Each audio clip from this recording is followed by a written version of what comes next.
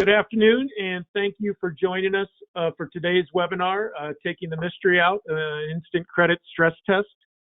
My name is Sean O'Brien. I'm the president of QwickRate, and I am pleased today to be joined, as always, by Steve Huntington.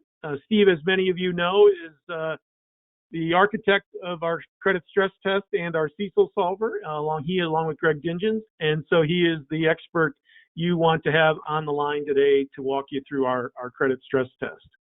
A couple of just housekeeping items before we get going. One, you're in listen-only mode or presentation mode, so if you have any questions, just submit those, and we'll take them at the either during the presentation, depending on the question, or at the end, time permitting. Secondly, we will send you a copy of today's slide deck along with a link to the recording for your listening and just to review later on.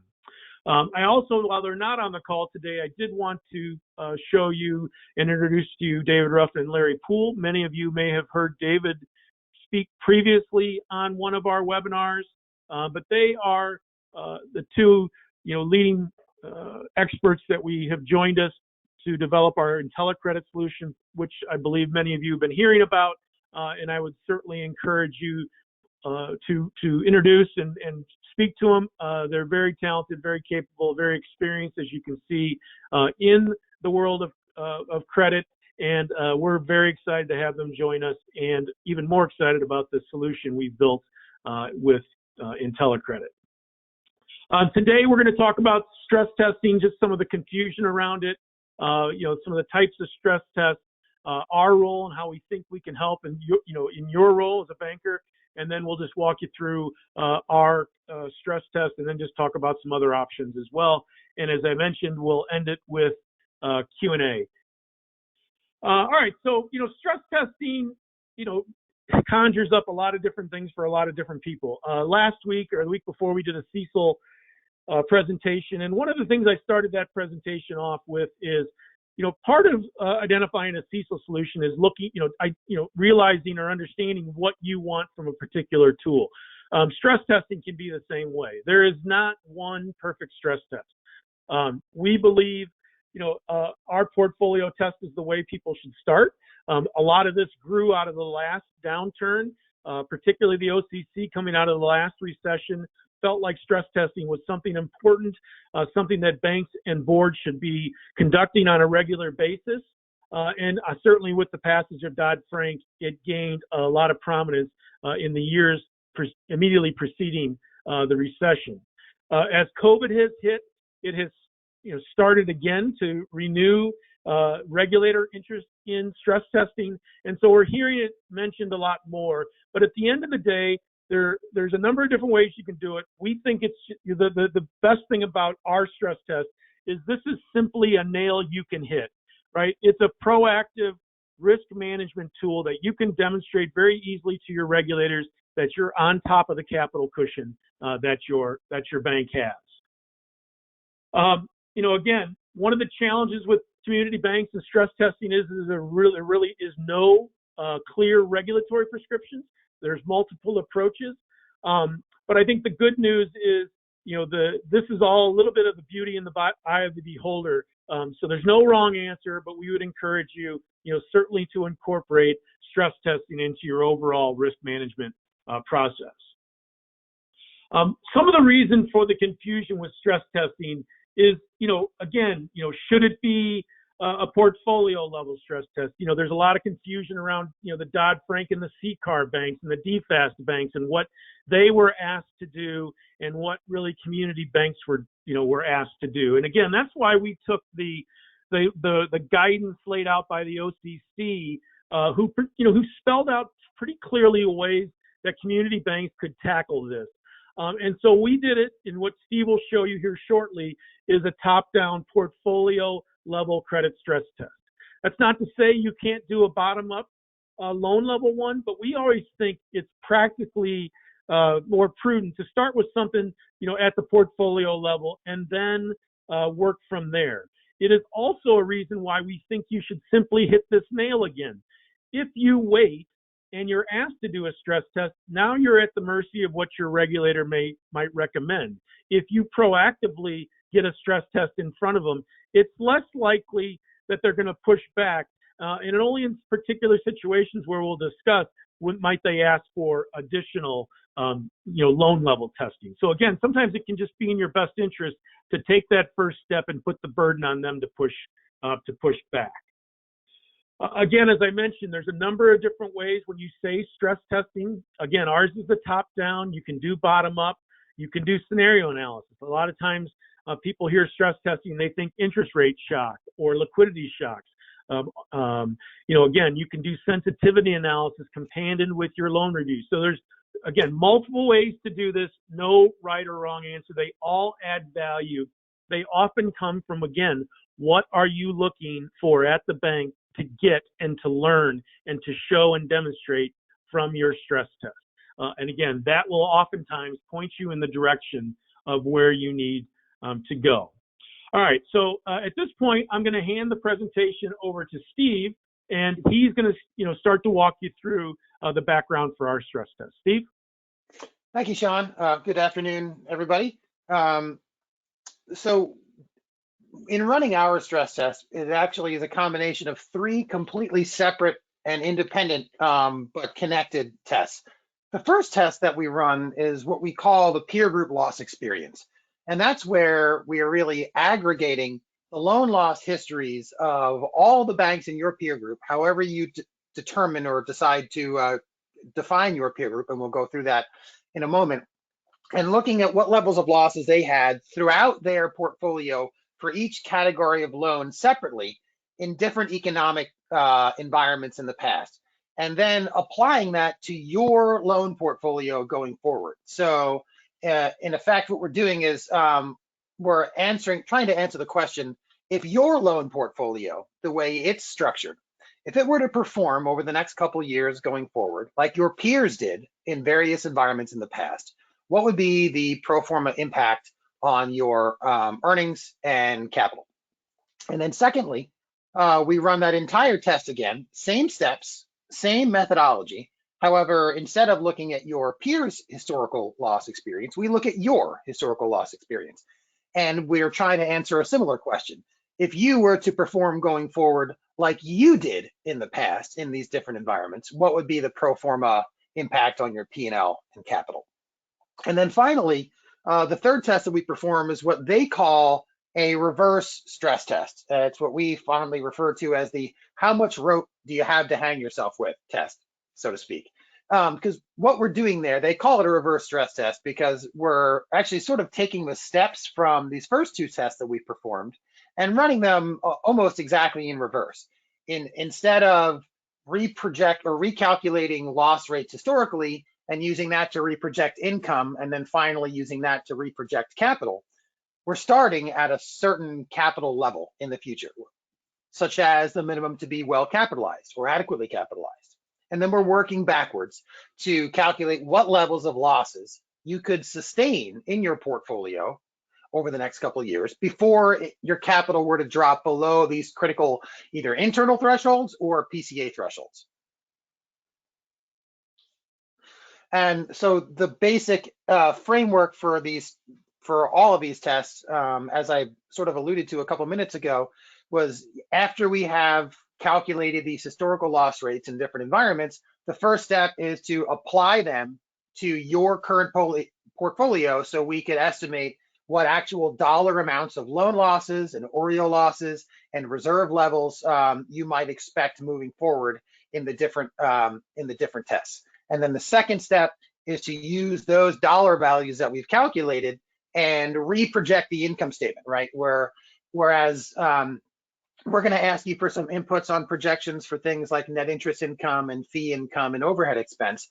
But those items that are directly related to the credit environment, like loan loss provision and OREO losses and whatnot, are reprojected as part of our modeling, and so that we can reproject earnings on a going forward basis. And then finally, the third step is to take those reprojected earnings and dividends and whatnot and use that to reproject your capital levels. So at this point, I'm going to go ahead and share our, Sean's going to hand it over to me so I can share my screen. I'll have a browser window open and we'll walk through our tool online just as if it was your bank. Hold on one second. Make sure that I've got this. All right. We can see your screen. Excellent. Thank you. So the first thing you'll notice when we log into our credit stress testing tool is that the entire stress test, the entire report is actually completely run the second that you log in. Obviously, there's a lot of default assumptions that are built in there, and we're going to walk through how to customize all those inputs and all those assumptions. But we wanted to make sure that you had something that was kind of ready to go or almost ready to go right out of the box. And that's exactly how we've designed our tool. The only sort of manual labor that you'll be required on your end is to simply go through and modify the assumptions if necessary and as necessary. And it allows you the ability to see the results of changes to your inputs, since we have a summary results, executive summary results page right here. At any given point, you can toggle over to your inputs, work on customizing your inputs, and every time you update an input, the entire tool model is sort of rerun in the background, so you can always instantly toggle right back to your results and see the effect of any changes in your inputs, exactly what impact that'll have on the output of the tool. I would like to spend just a minute mentioning how we the updates for our current users. We have had a credit stress test that's been available to our users for a few years now. And some of the improvements that we've made to that test, or to the old stress test in this new and interactive environment is, and I'll point out some of these updates and improvements as we walk along through the tool here. But the first and most obvious is the fact that it all takes place and is recalculated on the fly in this much more interactive environment. We've also increased the flexibility of the inputs and the granularity, so to speak. And we've added some new tools to the reverse stress test and some additional administrative and tool management enhancements as well. But I'll sort of just kind of point them out as we walk through the tool here. So again, when you first log in, all the results are right there, but let's go ahead and walk through the inputs so you can understand exactly what you can modify and what effect it would have on the tool. So the first screen that I see in customizing inputs, we have a section where we're customizing your financial projections and assumptions, a section where we're customizing all the peer inputs, and then a section where we're customizing your bank's historical look back periods. And the first thing that we ask for is to get an idea from you guys from a baseline sort of conservative middle of the road standpoint, what your expectations are for performance over the next couple of years. Again, everything that's directly credit related, like loan loss provisions and whatnot, we are going to recalculate as part of the tool. However, getting a basic idea of your fee income and other revenue sources over the next couple of years is critical. One of the enhancements to the newer tool, obviously, we have to properly deal with and manage any PPP loans or COVID loans that your bank has on the books. Because those loans are supposed to be forgivable, we need to make sure that we are properly able to adjust our loan portfolio balances to remove them. Now, typically, you see the majority of these loans are coming from C&I, and that's exactly the case for this particular institution. This is a larger community bank. They're $2 or $3 billion in assets, and they're located up in Maine, if anyone was curious. But we can see here they had a huge jump in their C&I loans in 2020, and that's a result of $135 million of PPP loans that they have on the books. We know that total balance from the call reports, but we can't be 100% sure what category of loan it's coming from. So we always ask for you to sort of take your PPP loans and plug them into the correct category so that we can properly exclude them from the analysis. There's also a new section here where we allow you to modify the portfolio to exclude any other loan balances that we're not going to see typical charge-offs on and don't affect, and don't need to be reserved against.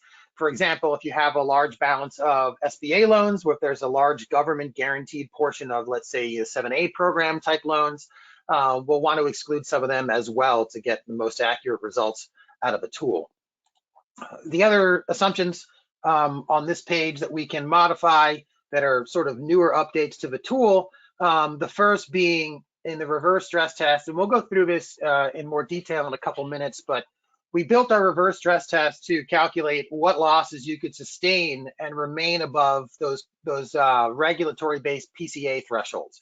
We do realize there's a lot of community banks out there that have significant amounts of capital and have lots of internal thresholds, whether it's internal policies with the board or however, where you'd want to have an idea of how much you could lose and stay above a threshold, which might be much higher than a PCA threshold.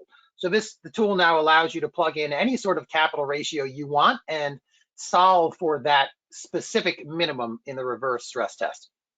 And then finally, we allow you to inject capital raises into the tool as well. And that's if you want to use this tool in a more iterative fashion, meaning if you run your credit stress test and you find that your capital is a certain amount below where you would hope it would be in an adverse or a severely adverse scenario, the tool now allows you to go in and inject additional capital, whether it's common or preferred, throughout the forward-looking projection period, and then immediately toggle back over to the results and see exactly how much of a positive impact that would have on the results of the stress test. And that's an element that we added specifically because when we're talking to examiners and regulators about their expectations for credit stress testing, they want to emphasize that the bank knows what to do with the stress test, right? The end result of the stress test is not simply to say you can charge off 5% of your portfolio, or you'd have losses of 20 million. It's really about strategic planning and capital planning, right? How do you take those results and work them into a capital plan? And that would be if this severely adverse scenario were to play out, we could raise an additional $5 million in year one, an additional $3 million in year two, and then we would remain above these critical thresholds. So that's how you can use these projected capital raises as an iterative tool in the credit stress test.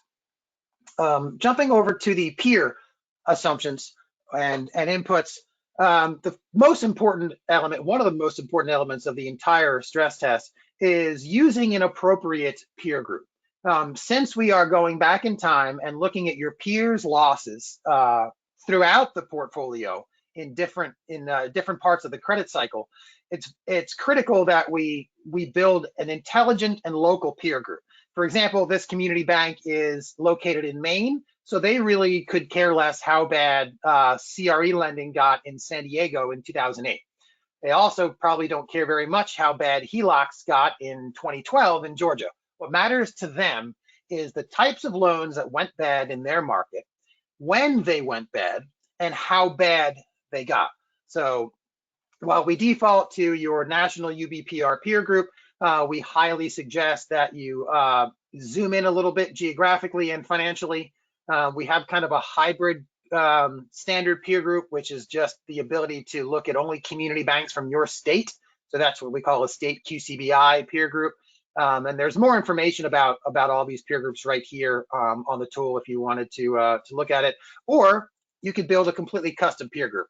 And when I click on this, it gives me a drop-down box. I've obviously built hundreds of peer groups as I spend all day on our platform, but using the QwickAnalytics platform, you can build custom peer groups. It only takes a few seconds to do so.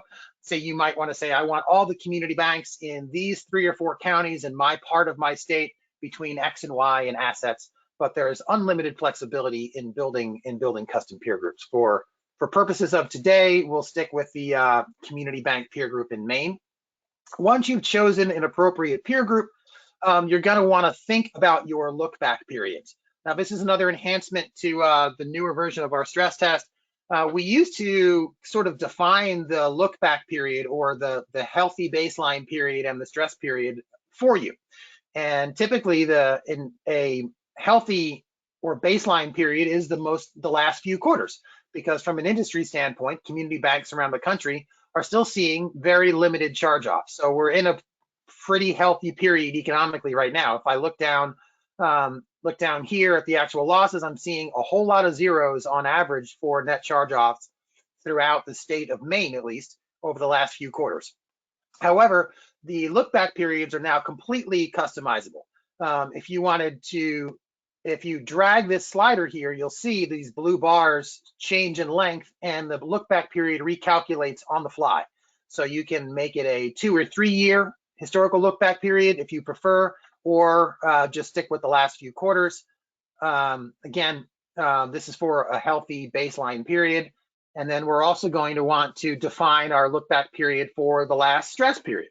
And that'll be determined by the peer group that you choose, because obviously the industry stress period was a little bit different in different parts of the country. Certainly started a little bit earlier on the West Coast and lingered a little bit longer in some places on the East Coast.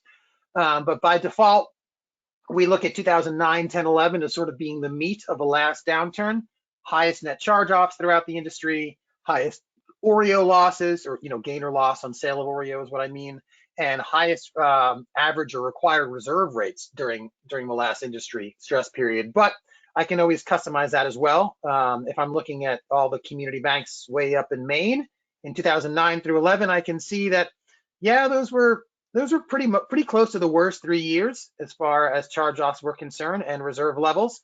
But if I wanted to, I could also include 2012 in that, and then all of our scenarios would recalculate on the fly. The other thing that we want to consider in defining our stress period for our peer groups is how punitive do we want to make it? And what I mean by that is, in some of the regulatory guidance from stress testing from way back in 2012 at this point, they wanted to make sure, examiners wanted to make sure that you could withstand it, your capital could withstand it if you were to perform not even as the average bank in your peer group performed during the last credit cycle, but if you could withstand it if you were to perform worse than the majority of your peers did during the last credit cycle.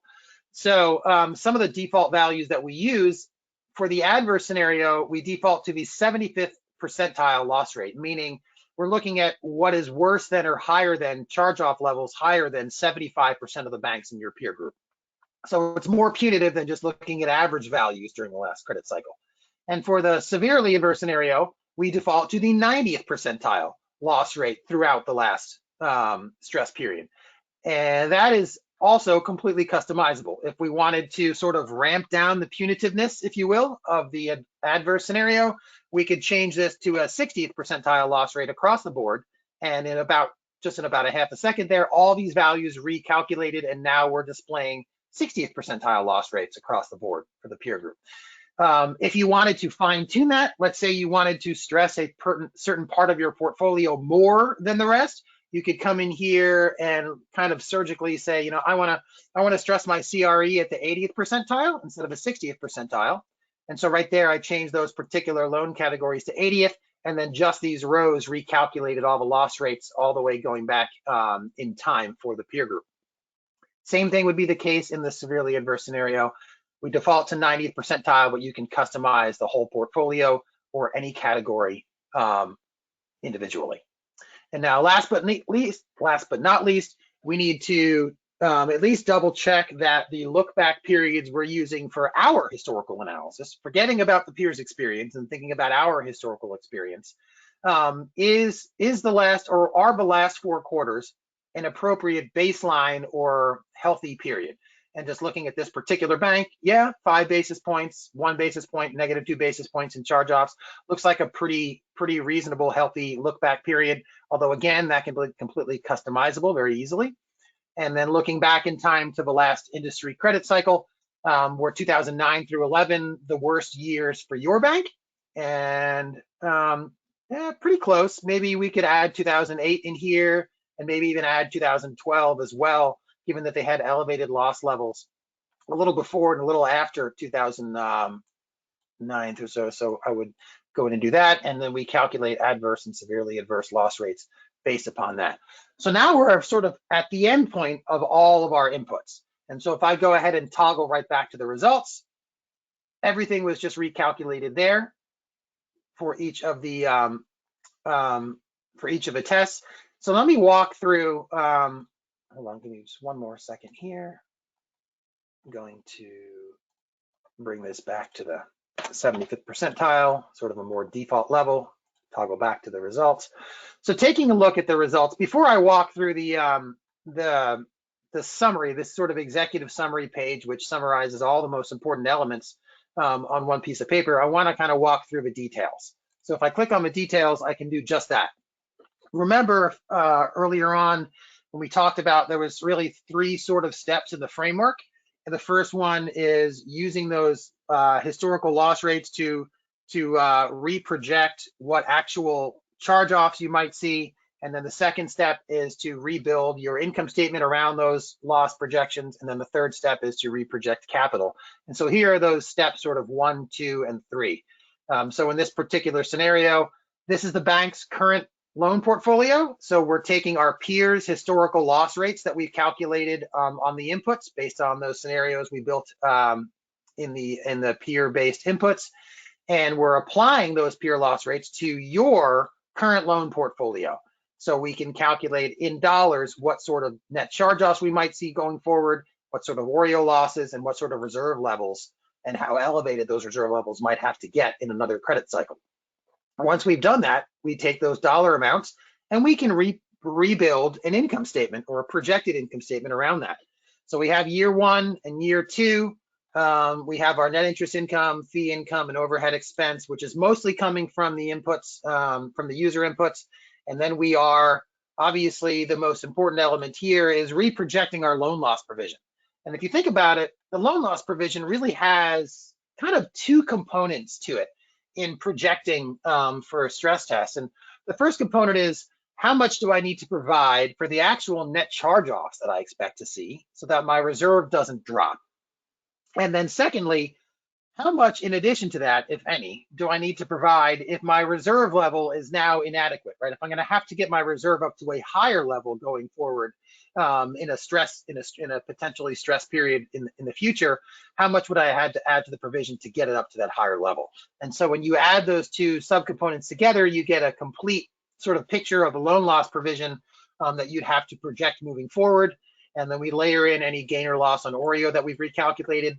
It gives us a new sort of projected pre-tax income. We layer in income taxes or income tax benefit if you're sort of losing money, having a net loss scenario, and then we can reproject net income in all three scenarios side by side.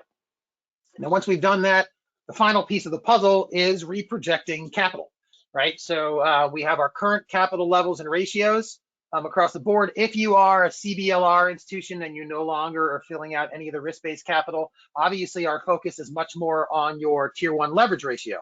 But for those institutions that are still filling out all the risk-based capital and are not CBLR standard, we certainly still have all the other risk-based capital ratios projected as well. But then we're going to layer in our net income or loss and our dividends and any other fun little schedule RCR, adjustments that have to be built in as well. And we can reproject capital levels and ratios in year 1 and year 2 out into the future. And that's sort of the end of the road, right? Once we have reprojected our capital, that's sort of what we were looking for. So if I toggle back to the summary here, I can see all the most important things that we just went through kind of summarized on a single sheet. We have our net losses ramping up as the scenarios get more punitive, our resultant net income dropping down, and our current and future projected pro forma capital ratios in all three scenarios. And then finally, comparing all those ratios over time, moving forward to those PCA thresholds, like the well-capitalized and adequately capitalized minimums, is critical. And so that's really the methodology and the step-by-step calculations of our stress test. If I were to click over to test 2, all these pages are going to look almost identical. The numbers will be different, but the format will be the same because we're really doing all the same steps, right? We are taking these historical loss rates. This time, these are our historical loss rates, as bad as our bank has ever performed charge-off wise in these various categories of loans for the adverse and severely adverse scenarios. And we are applying our historical loss rates to what our loan portfolio looks like today to calculate or reproject net charge-offs and reserve levels. Then we use that to reproject our income, and we use that to reproject our capital. And then, of course, we summarize it here on the summary of test 2. So again, they're very symmetrical in nature and designed to be that way. This one simply ignores your performance in the past and focuses on your peer groups. This one ignores your peer group's experience and focuses on your loss history. And then finally, the reverse stress test, as we mentioned earlier, was a bit of a different animal. That is where we're looking at, let's say, the minimum to be well capitalized. How much can you lose? How much can you afford to charge off and still be well capitalized? Well, if you're not a CBLR institution, it's a fun process because you have 4 minimum capital ratios, right? You have to reach a minimum of 5% leverage, 6.5 CET1, 8% tier 1, and 10% total. You have to meet all 4 of them to be considered well capitalized. So what our tool does is actually we run the entire stress testing model over and over again. We iterate it in the background at different loss levels until we find out which of these minimums you would breach first. Meaning, so what's your bottleneck, right? If you were to start losing money hand over fist, which of these ratios would you be likely to drop below first? And for this particular community bank up in Maine, their bottleneck is total risk-based capital. If they were to drop all the way to 10% from where they are today, they would still exceed these other minimums, but this is the one that would count. In order to drop to 10% capital, they would need to have total risk-based capital of 285 million. In order to get there from where they are today, they would need to lose or have net losses of 165 million. Pre-tax, that would be larger. And after taking into account all those offsetting revenue streams, again, even in this Armageddon sort of, hypothetical environment we're building here, there are still fee income coming in. There's still some net interest income coming in. And so after taking all that into account, the net result is this institution would have to see net charge-offs of 11.5% over the next 2 years in order to no longer be well capitalized. That is, as they would say, exactly how much rope they've got to hang themselves with. Adequately capitalized, we do the same calculations over again. Obviously, there's more leeway. You would have to charge off even more to drop all the way down to an adequately capitalized minimum. And then in the worst of all worst case scenarios, what it would take to go critically undercapitalized. The only thing that we've really added to the reverse stress test in the newer iteration of our tool is this internal capital minimum target. If I toggle back over to the inputs, you would notice that I had plugged in 12% minimum total risk-based capital ratio. If I change that to, let's say, 13%, and I toggle back over to the results and the reverse stress test and the detail, I would see now that I'm now solving this whole sort of calculation for 13% total risk-based capital. So this is going to tell me exactly what I can afford to charge off over the next 2 years in order to stay above, or just barely stay above, that 13% total risk-based ratio. And this bank can lose about 7-8% of the portfolio over 2 years and say about 13%. So obviously they have a pretty good conservative, stable capital base. We have summarized the reverse stress test here on an executive summary sheet, just like we have for the other 3 tests. So you can really get a really great board summary report just by looking at this page, that summary page, and the 3rd test summary page. Now, once you've plugged in all of your inputs, you've gone through and built out the test exactly as you want to make sure that you can save all these inputs as a scenario. So I'm going to give it a name, scenario A, 12, 31, 20. That doesn't make sense. There we go. And create it. So now once you've done that, that scenario is forever saved securely on our servers, and you can access it anytime you want when you log into our tool. You can create as many different scenarios as you want. And one of the great administrative features about this is it provides becomes a repository of your stress testing results as we move along here. So you can toggle between last quarters and this quarters and see exactly in real time how much it's changed. You can build more than one scenario for each time period. Let's say you want to run a stress test with your national UBPR peer group because your examiner for some reason is stuck on you using one of the UBPR groups. And then you could run it again using a much more intelligent local established peer group, and then compare how different it is. If nothing else, just to satisfy your examiner that you haven't sort of manipulated an overly rosy looking peer group in order to get better results on your stress test. But again, you can create as many different scenarios as you want and toggle between them in real time to see to compare them and contrast them.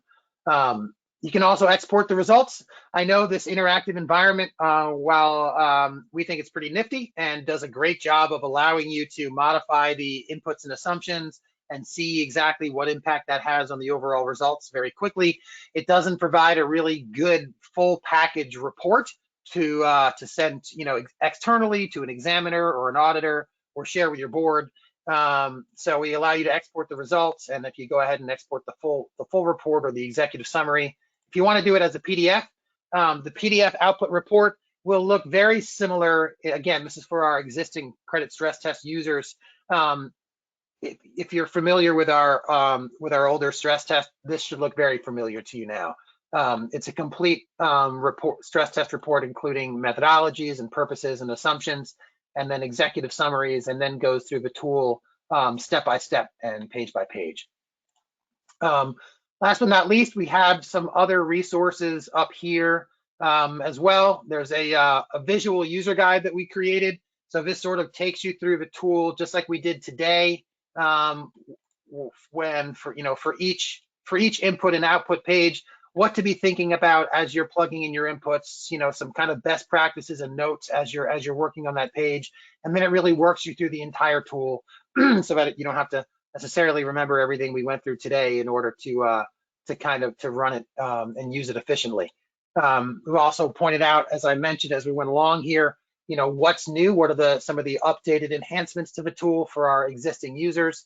And you can also export it to Excel. If you'd like to export to Excel, you get all that historical data and the charts and everything in an Excel environment.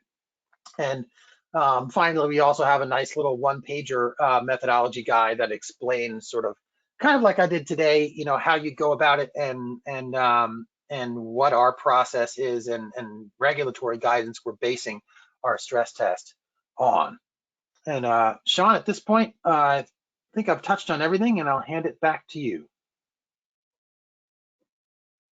Oh, I guess I have to hand it back to you. Hold on.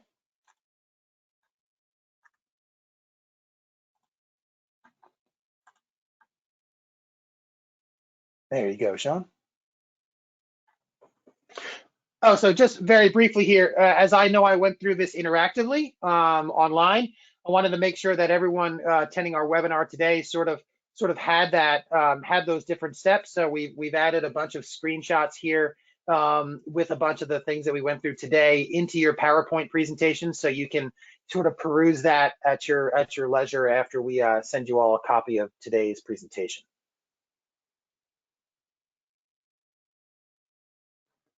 Thanks, Steve. So as Steve mentioned, right, just a couple of things. He's obviously done a tremendous amount of work, which I hope all of you can see. And again, I think part of the benefits of what we've done is, we're in the business of aggregating that data here at QwickAnalytics, so you don't have to. So you can spend more of your time, focusing on analyzing your results, creating different scenarios, and kind of working it through your system. And so again, that's really one of the time-saving tools that the stress test does, and is emblematic of what we really tried to do here at QwickAnalytics. So as Steve touched on, for our existing users, we've kind of identified the things that are new. As he mentioned, these are some of the screenshots that are also from the user guides, just to kind of remind you of what Steve covered here today. So these are in here more for your reference after the call today, just so you have them as a reference tool. Steve, anything you wanted to add on any of these slides? I kind of hijacked that from you. Anything you wanted to touch on? No, I don't. I don't think so. I think we've touched on. If I see something else, I'll mention it. But those are really just we've enumerated the steps that we go through in building your stress test online. Just kind of recreating it here in the presentation. Great. Okay, so the next part of the presentation that we wanted to kind of touch on then is, again, what's the right type of test for a community bank? And so, we always think the test should reflect the bank. Obviously, the less complicated your loan portfolio is, the less complicated your stress test does. So if you're a pretty traditional, straightforward loan portfolio, a portfolio level test like ours is going to suit you just fine.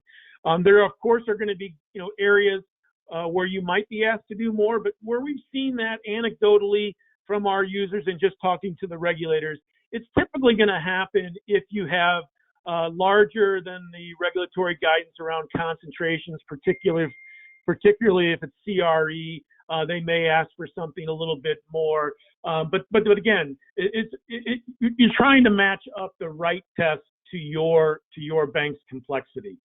Again, some of the examples can be also if you've experienced loan losses above your peers, right? They might ask you to do some additional stress testing. If you're a little bit light on capital, they might be asking you to do something more. If you're growing loans very quickly, they might ask you. And it's certainly as you get larger and get more sophisticated, they're certainly going to ask. I mean, I think one time, one of the better comments I heard from a regulator was this. So, and when it related to stress testing, regulators want you to run the bank you want, right? And if you want to run your bank the way you want to, and you want to be highly concentrated, and you want to be a little bit more overly levered because that's the way you feel comfortable and confident running your bank, they say all the power to you. What they do expect is you should expect to be examined a bit more stringently. And that's where tools like the credit stress test come into play. If we want to run higher concentrations, grow faster, then we need to demonstrate that we are on top of our game from a risk management perspective. And that's where stress testing comes in, both portfolio and loan level. So I'm just going to touch on some of the additional things that Telecredit can do if you're looking for something, more from a bottom up.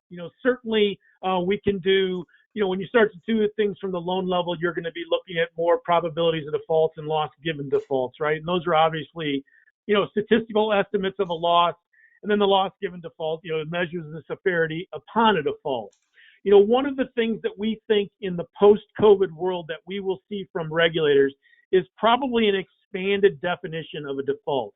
If you think back to the last crisis, regulators and examiners were quick to have banks in trouble charge off the loans. And in some cases, that exacerbated the problems, not only for banks, but for other institutions in the same markets. We think this time going forward, they're probably not going to be as quick to push for the charge off, but they may look for an expanded or enhanced reserve to allow people to work through this. So these are just some of the things that we think might happen, but an expanded definition of a default is certainly something we think will be par for the course moving forward. Again, the loan level bottom up stress test focuses on the idiosyncratic data that you have, right? We're big believers here at Telecredit of risk grade migrations, monitoring that, because risk grades really serve as a proxy for your underwriting and servicing. So if we use that as our proxy, then using the data that you have, and obviously the more you have, the better, you can do a lot of interesting things to stress test from the bottom up. One of the ideas as well that we think makes a lot of sense is sensitivity stress testing, as a companion to your loan review. Again, take all the data points that you have, because the advantage you have here is the timeliness and the more current information you may have on these borrowers, right? So you won't have to rely on data that may be stale from years ago when it was originally underwritten. You can get more current level and just get, again, a better feel for where your borrowers are and potentially where your portfolio is as you extrapolate some of the findings from those. Another thing that we think is going to merit a lot more interest from the examiners moving forward, and we think something that all of us should be mindful of as we think about our portfolios, is concentrations and subsets, right? If you think back to the previous crisis between 9 and 11, it was really a devaluation of the 1 to 4 family commodity, if you will, right? This time, COVID is going to be much more specific and targeted to industries. We've seen that already in the last 12 months. There have been some industries that have been absolutely devastated. Travel, hotels, restaurants, bars, service industries, places where people need to gather. Those businesses have been devastated. We need to be able to identify those within our portfolio very easy and make sure we're giving it the proper attention it deserves. Other industries have done very well, so it won't be kind of across the board like we saw it last time. So being able to stratify, understand, identify, potentially acknowledge or identify any hotspots in your portfolio by NAICS codes or FFIEC code will become increasingly not only helpful but important, we think. Also concentrations. Again, I think if you go back in time, I'm a director in a small bank in Illinois, and if you think back to the guidance that a lot of regulators were giving coming out of the crisis is they didn't want banks to over-concentrate. Well, in some of us in our markets, that's all we can do, right? We're an ag lender, right? We're not necessarily, we can't change the makeup of our communities. We have to be good at what we do and be able to make as many of those loans as we want. And again, so I welcome the ability to over-concentrate if I want to as a director, and we will employ the necessary risk management policies and procedures to manage that. This is what, again, we're willing to demonstrate that to regulators. And so we're sensitive to our concentrations. We're sensitive to how they compare to other risk, not only our risk-based capital to our peers, but again, we're sensitive to making sure we're doing everything we can to make sure those portfolios are as pristine as they can possibly be. So again, just this is some screenshots from Telecredit, and just kind of highlights the ability of what we're doing with Telecredit, which is to take all the loan level data you may have in your core system or other loan systems, and we can organize it for you so you have the ability to kind of mine that data and also be able to, as David Ruffin likes to say, tell your story, right? Tell your story to the regulators of how your portfolio is performing, how it's acting, how you're monitoring it. And again, that can be all the difference in the world of being able to demonstrate and gain the confidence of your examiner. Certainly, loans that have been affected by COVID or modified with PPP, again, we'll want to potentially look at those subsets. SBA lending, other government guaranteed lending is going to take an increasingly larger role in a lot of our portfolios. Just others examples of things you might want to be able to subset very succinctly and neatly moving forward in the future. Finally, again, this data can benefit you by identifying potential migrations that happened within your portfolio.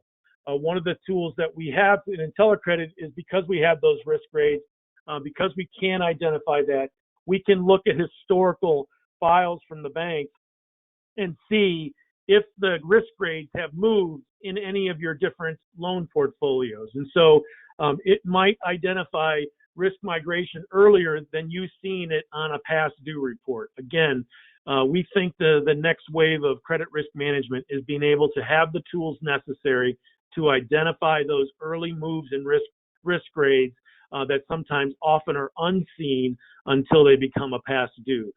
These slides show you the difference between two different flat files, and you can see how the risk grades have moved over a 6-month period of time. Finally, again, the sensitivity stress testing, again, you can compare pre and post stress scenarios. This is an example the FDIC published in 2012, again, that you can use on a smaller sample size, but then extrapolate to your larger portfolio and just see what the impact of doing some sensitivity stress testing can be. These are all the kinds of things that if you have the loan level data, if you want to companion that with loan review, are things that Telecredit can help you with. And so that's why, again, we think companioning with loan review allows you to build some efficiencies, additional efficiencies into the loan review process. It also gives you that real-time perspective of where your borrowers are. And again, just can be another very good risk management tool and brings to life this data along with the other information that you're going to share with your management team and your board. So again, as we touched on at the beginning of the presentation, there's no right answer for this, right? A lot depends on your bank's situation. But what we wanted to convey to you today is that here at QwickAnalytics and in Telecredit, we can help you no matter what you're looking to do. If it's something straightforward, such as the portfolio level test, we can help. If you want to do something more granular, we can assist you as well. Okay, so at this point, we want to certainly thank you for joining us today. We would certainly encourage you to reach out to Steve to learn more about our portfolio level stress test.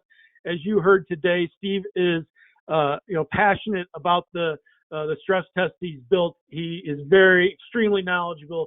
He will take you through your data if you would like to do that.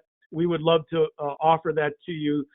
Also, we'd encourage you, if you want to give us the opportunity to bid on an upcoming loan review, we'd welcome the opportunity to do that. We can introduce you to the new tools we've built at Telecredit and show you how we've improved the loan review process, but also given and built a tool for banks to mine their portfolios for data.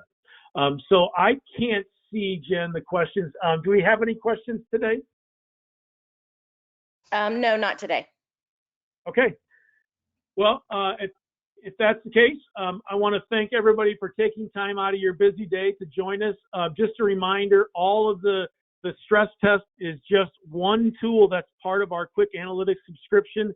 So if you're paying an advisor, a consultant, a CPA to do it, there's a whole lot of other tools you get with our solution beyond the stress test. So I'd encourage you to take a look, call us. We'll set up a time to demonstrate it for you. Steve will walk you through your stress test, your personal data, and we'll look forward to catching up with you again on a future QwickAnalytics webinar. But if nothing else, again, thank you for your time. Be safe, be well, and we will talk to you soon. Bye now.